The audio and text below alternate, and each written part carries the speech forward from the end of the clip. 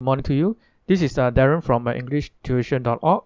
Now I just want to do a very quick video to give some last minute tips for the upcoming oral examination that is happening tomorrow, right, for the year 2018.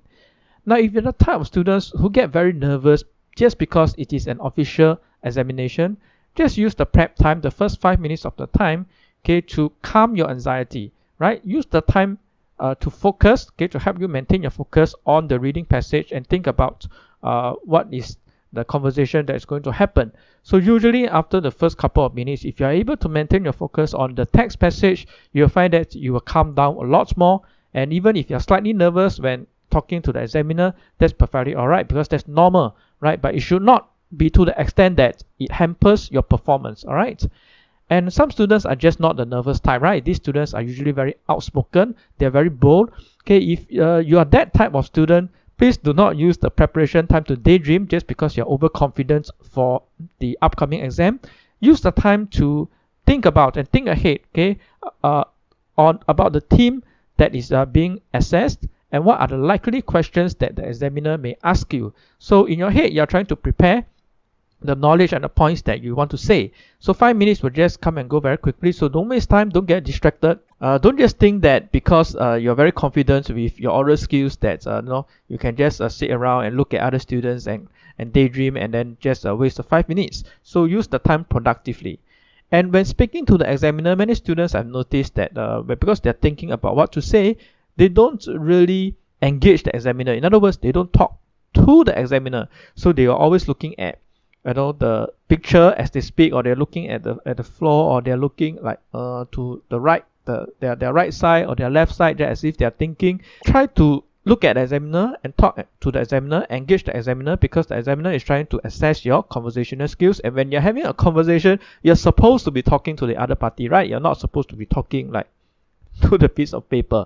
The next tip I have is, again, it's just a reminder because I've covered this in the previous video. Many students have noticed that because of their personality or because of just the way they speak, right? They have a very soft voice, right? Their mousy voice, very soft voice, and it's very hard to hear them as they speak. Now, when I practice with them during my lessons, we are having the lesson in a very conducive environment where we are enclosed, right? No disturbance, no noise, air-conditioned environment. So just by talking at a very small voice, I'm still able to hear them, right? But the actual exam conditions may be very different from lessons, right? They may be distractions, or other students will be somewhere around that's lining up outside, and they may be in the auditorium or just along the corridor where the space is just wide open.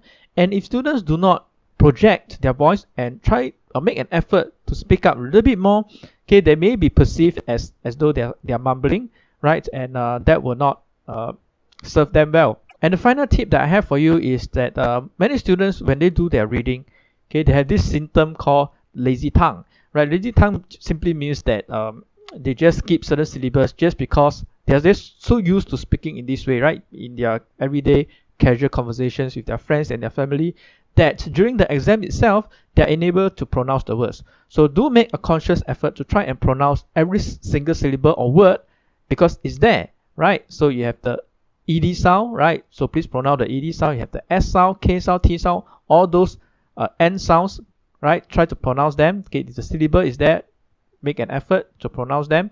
Don't try to just gloss over it or just skip them altogether just because you're so used to this, laziness that we just kind of contract the syllables and make the sounds shorter, right? So yeah, that's all I have in this video. I wish you all the best of luck for your upcoming exam on tomorrow, Thursday, and Friday itself. Do subscribe to my YouTube channel or follow me on my Facebook page. I'll leave the links in the video description below. The videos are 100% free.